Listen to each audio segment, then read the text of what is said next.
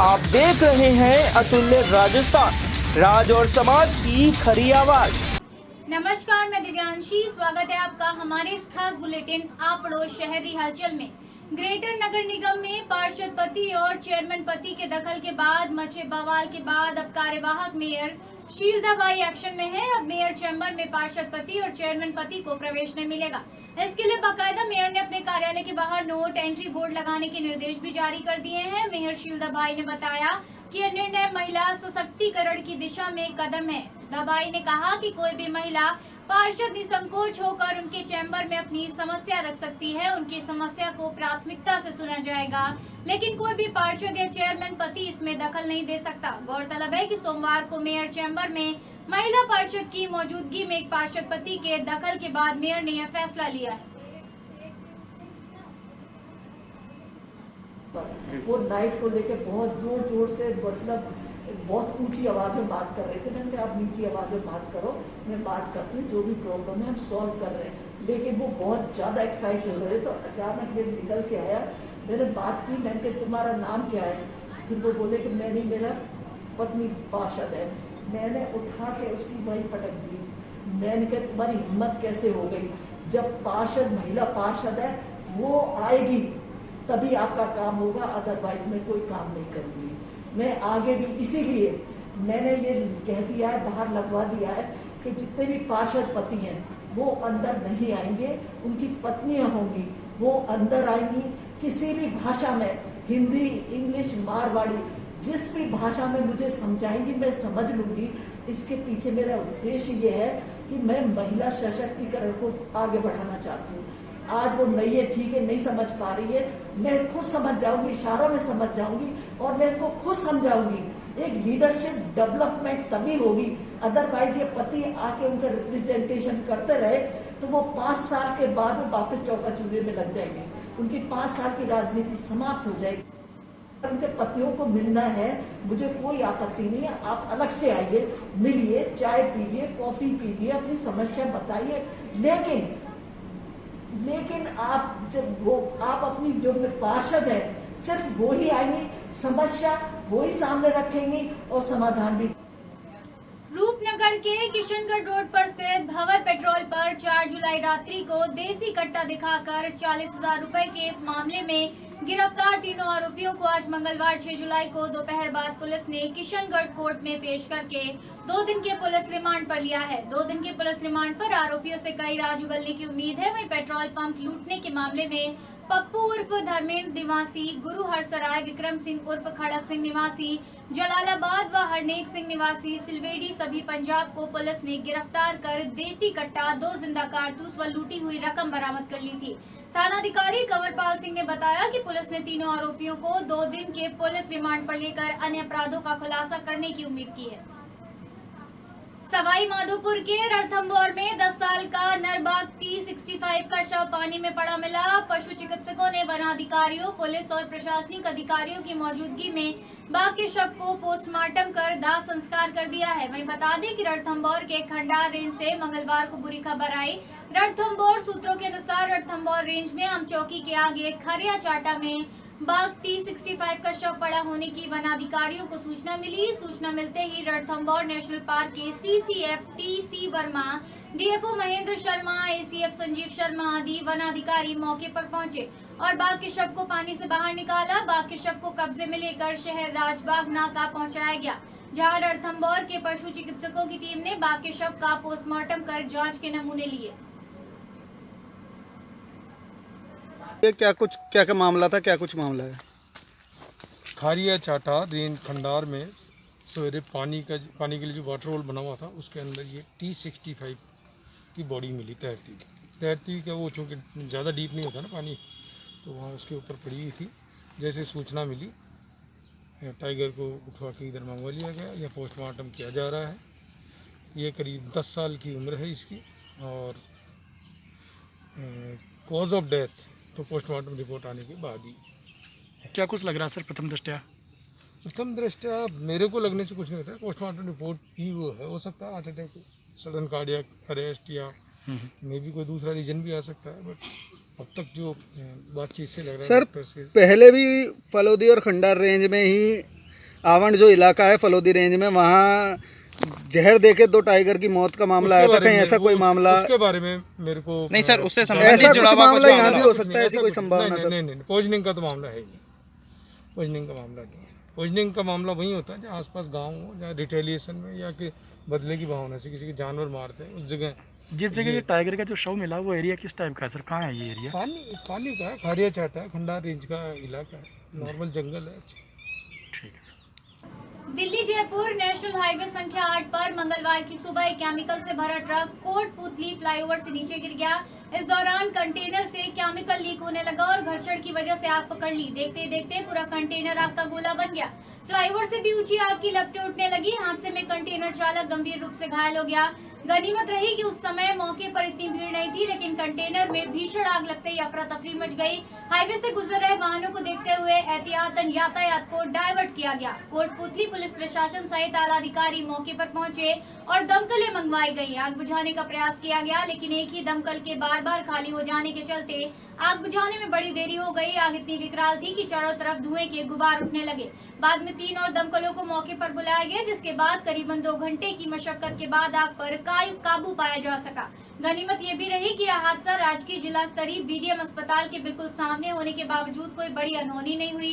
वहीं कोटपुतली थानाधिकारी दिलीप सिंह ने बताया कि प्रथम दृष्टया हादसा ड्राइवर को नींद की झपकी आने की वजह से हादसा हुआ है।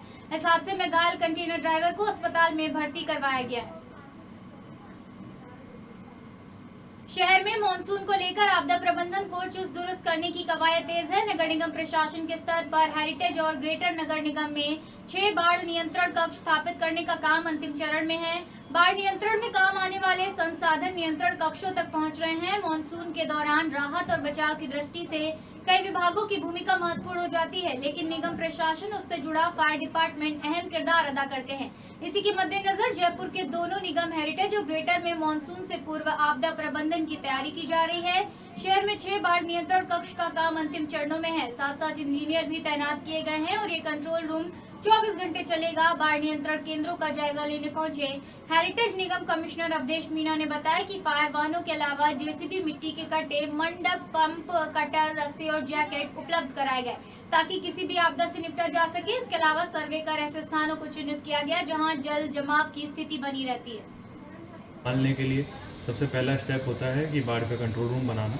वो 3 जगह नगर निगम हेरिटेज में एस्टेब्लिश कर दिया गया है। उसमें बनी पार्क है, घाट गेट है और आमनेर फायर स्टेशन है।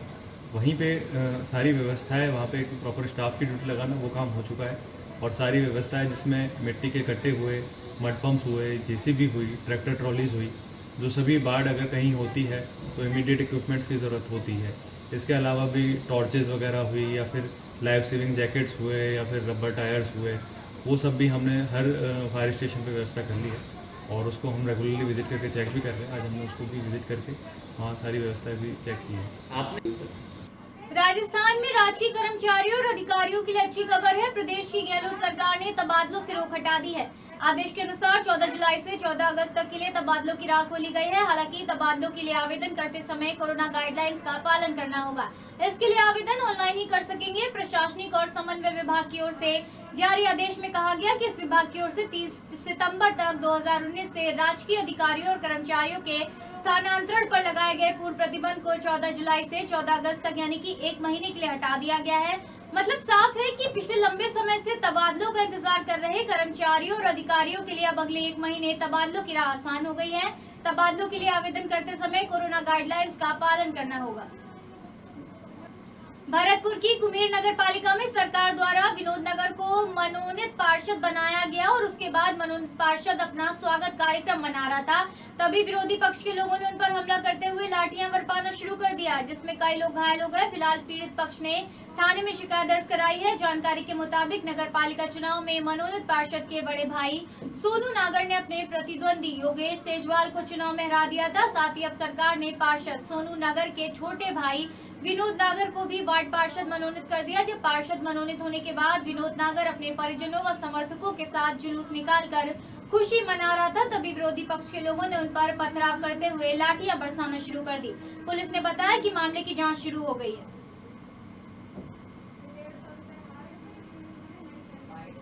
कोई विवाद हुआ क्या, मामला दर्ज हुआ? हाँ, कल शाम को मनोनीत पार्षद विनोद नागर उसके सम्मान समारोह में भोज का आयोजन किया गया था, जहाँ पर सभी पार्षद एकत्र थे। इसी दौरान पूर्व पार्षद शेजवाल पक्ष ने उस पर छींटाकशी कर दी, जिसपे दोनों पक्ष आमने सामने हो गए वह हल्की पत्थरबाजी की। इसमें नागर पक्ष के 3 लोगों के चोटें आई हैं, जिन्हें हॉस्पिटल एडमिट करा दिया गया। नागर पक्ष की FIR भी मुकदमा दर्ज कर दिया गया। शेजवाल पक्ष ने भी कोई एप्लीकेशन।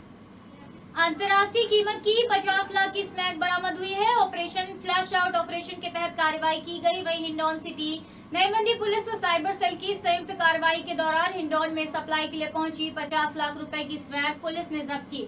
वहीं पुलिस ने 2 सप्लायर सहित 2 स्थानीय स्मैक तस्करों को गिरफ्तार किया। आरोपियों के कब्जे से बरामद हुई स्मैक का वजन 410 ग्राम है। एसपी मृदुल कछावा ने प्रेस कॉन्फ्रेंस के जरिए बताया कि जिले में ऑपरेशन फ्लैश आउट के तहत कार्रवाई करते हुए अवैध मादक पदार्थ सहित 4 तस्करों को गिरफ्तार किया गया है।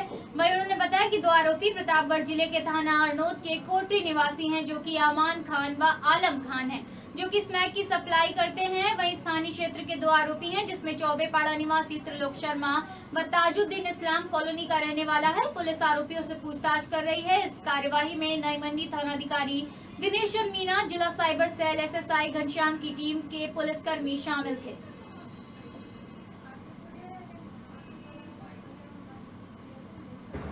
मादक पदार्थों की विशेषकर स्मैक का प्रचलन युवा वर्ग में काफ़ी ज़्यादा है।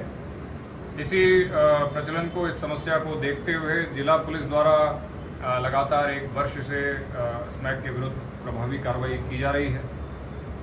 जिला पुलिस द्वारा इस ऑपरेशन को ऑपरेशन फ्लश आउट का नाम दिया गया है। फ्लश आउट का तात्पर्य ये है कि जिस प्रकार से हम अपने घर की गंदगी जो होती है उसे फ्लश आउट कर देते हैं, इसी प्रकार से स्मैक रूपी गंदगी जो है उसे हम जिले से फ्लश आउट करना चाहते हैं। ये जिला पुलिस का ध्येय है। इसी ऑपरेशन फ्लश आउट के अंतर्गत आज जो है नई मंडी थाना पुलिस और साइबर सेल दोनों की एक संयुक्त कार्रवाई को अंजाम दिया गया है, जिसमें 4 व्यक्तियों को गिरफ्तार किया गया है, जो कि आलम खान, अमान खान, ताजुद्दीन और त्रिलोक। इन 4 व्यक्तियों को गिरफ्तार करके इनके कब्जे से कुल 410 ग्राम स्मैक जो है वो जब्त की गई है। कुछ राशि आदान प्रदान की इनके पास से वो भी बरामद की गई है, और एक मोटरसाइकिल जो कि स्मैक के इधर उधर ले जाने के लिए प्रयोग में की जानी थी, उसे भी पुलिस द्वारा जब्त किया गया। संपूर्ण कार्रवाई में साइबर सेल, जिला पुलिस करौली की जो साइबर सेल है उसका महत्वपूर्ण योगदान रहा। SHO नई मंडी दिनेश चंद और इनकी टीम सभी ने संयुक्त रूप से इस प्रभावी कार्रवाई को अंजाम दिया गया है।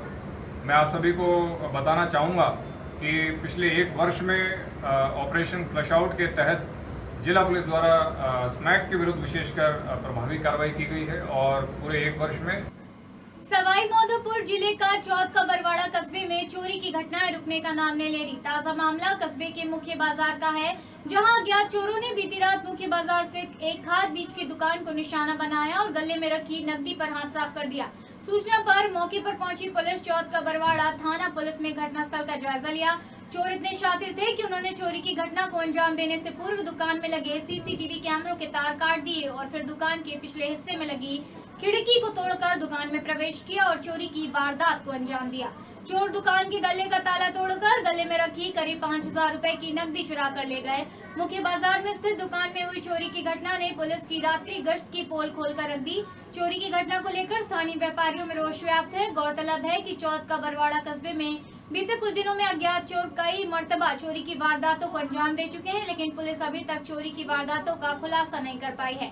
कस्बे में बढ़ती चोरी की घटनाओं को लेकर व्यापारियों में रोष व्याप्त है। व्यापारियों ने कस्बे में बढ़ती चोरी की घटनाओं पर अंकुश लगाने की मांग की है।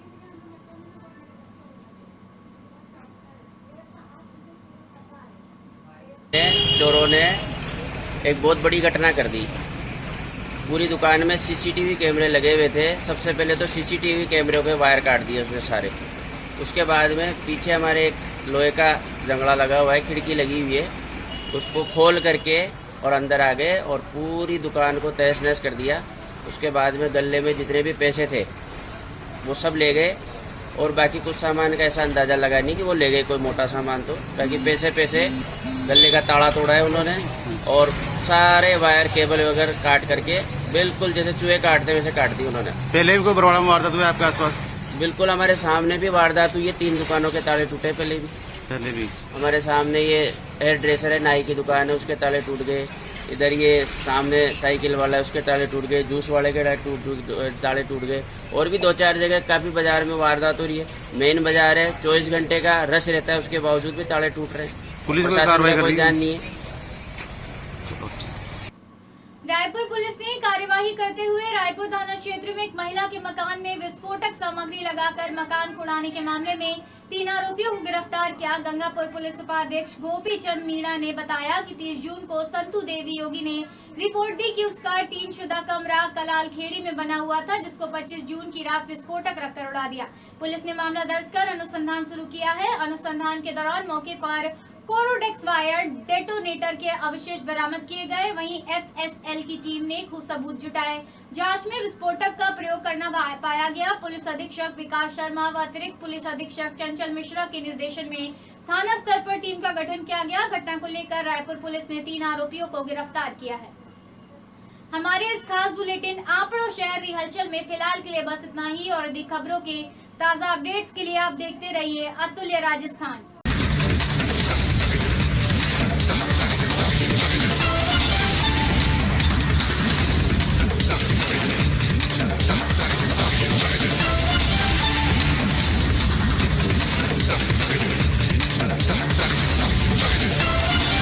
आप देख रहे हैं अतुल्य राजस्थान, राज और समाज की खरी आवाज।